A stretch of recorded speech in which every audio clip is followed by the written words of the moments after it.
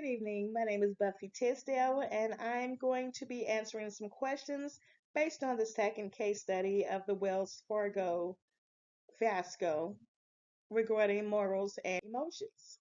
Just to give a brief um, summarization of what happened, back in 2016, Wells Fargo was the subject of an investigation in which over 200 million fraudulent accounts were opened without customers' permission.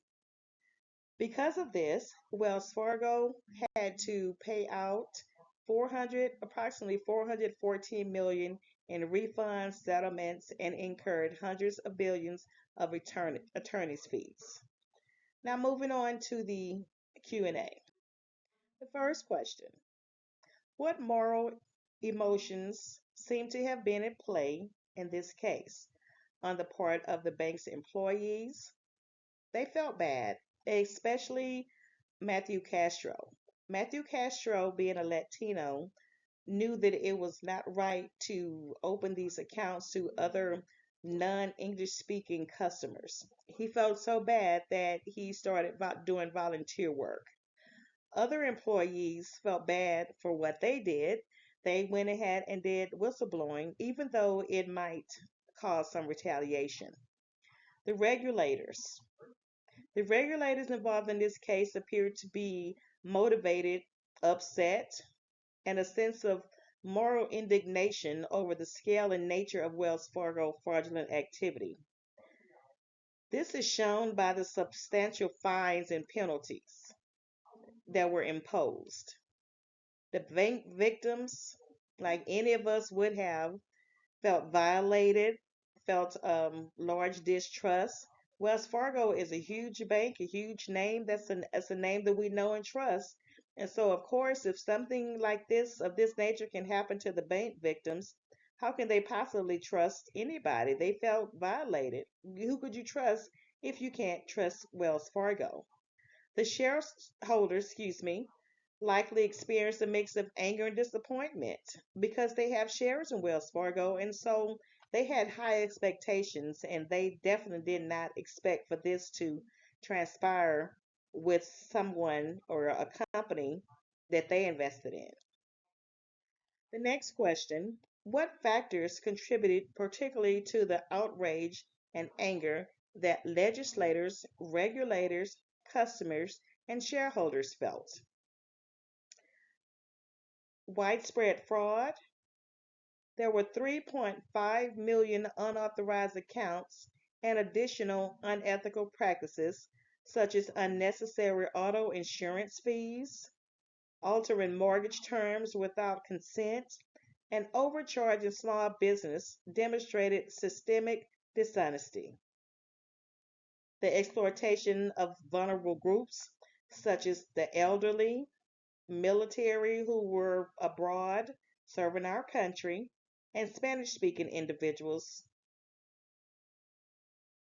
Repeated violations. New allegations of misconduct continue to surface, such as legal repossession of veterans' cars, improper document alterations, and excessive credit card fees. This happened while and during and after the other aforementioned cases had come into fruition. Even though they had found out a lot of what had happened, there were new charges still coming. So it was ongoing. And then there were significant financial and reputational losses. The bank incurred billions in fines, settlements, and legal fees, leading to substantial financial losses. The shareholders were particularly, incensed by the decline in stock value and the Federal Reserve's unprecedented asset growth cap.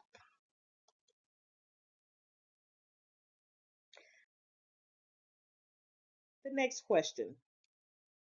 Clearly, inner-directed emotions such as guilt and embarrassment affected the actions of Wells Fargo employees. Were they always sufficient to overcome the employees' utilitarian calculation? I need this job? No. Inner-directed emotions like guilt and embarrassment were not always sufficient to overcome the thought that I need this job, so I'm going to do whatever I need to do to get it. While some employees, such as Matthew, sought to alleviate their guilt by engaging in volunteer work or whistleblowing, others felt compelled to continue participating in those fraudulent practices due to fear of retaliation to lose their jobs. The toxic corporate culture at Wells Fargo strongly incentivized unethical behavior through a combination of extreme pressure to meet sales targets and the threat of punishment for failing to do so.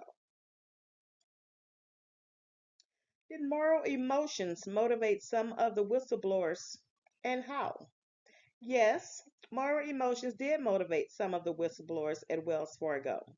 For example, again, Mr. Castro, who felt so bad he began to do volunteer work, and other workers who felt uncomfortable and embarrassed, they felt responsible and decided to speak out.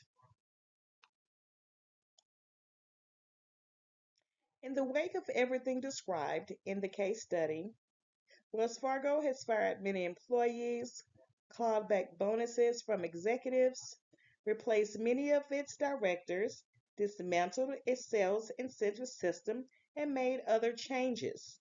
Do you think these changes were made out of utilitarian calculation designed to avoid further monetary penalties, a desire to avoid the shame and embarrassment the bank's managers and employees were feeling, or a combination of both? If a combination, which do you think played a bigger role and why? I believe that it was a combination of both. On the utilitarian side, the bank was clearly concerned about any further fees. After all, they did pay over 400 million, so they could not stand or could take another hit. So it was easier for them to do whatever they needed to do to stop those fees. Um, Also, the being embarrassed by the public, their name tainted, they had to do damage control. And so whatever they needed to do is what they needed to do. So if they needed to fire the higher ups, the lower people at the bottom, change the bonuses, they had to do damage control. So therefore, whatever needed to be done to save their name and avoid further penalties, that's what they did. Overall, the utilitarian calculation to avoid financial losses and further damages to the brand most likely played the bigger role, as the bank's actions were heavily influenced by the need to curb any further legal and financial fallout.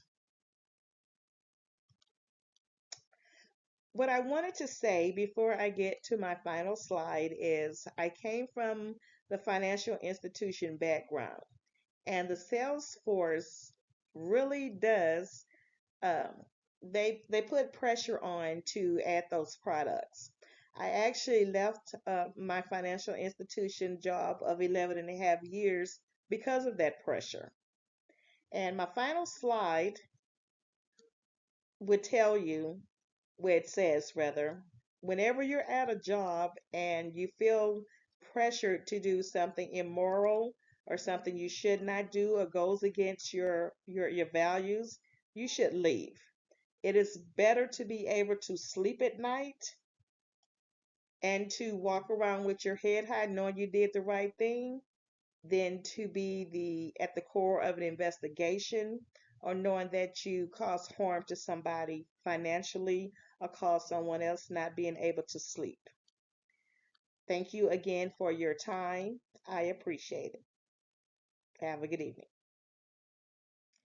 As previous as previously stated, a wise person once said, when working for any employer, when prompted to engage in an ethical or immoral task, if you do not feel comfortable speaking with human resources or the EAP line, it would behoove you to take a leap of faith and seek employment where the employer's views are aligned with your own. This comes from personal experience. I was and am able to sleep at night and look myself in the mirror every day.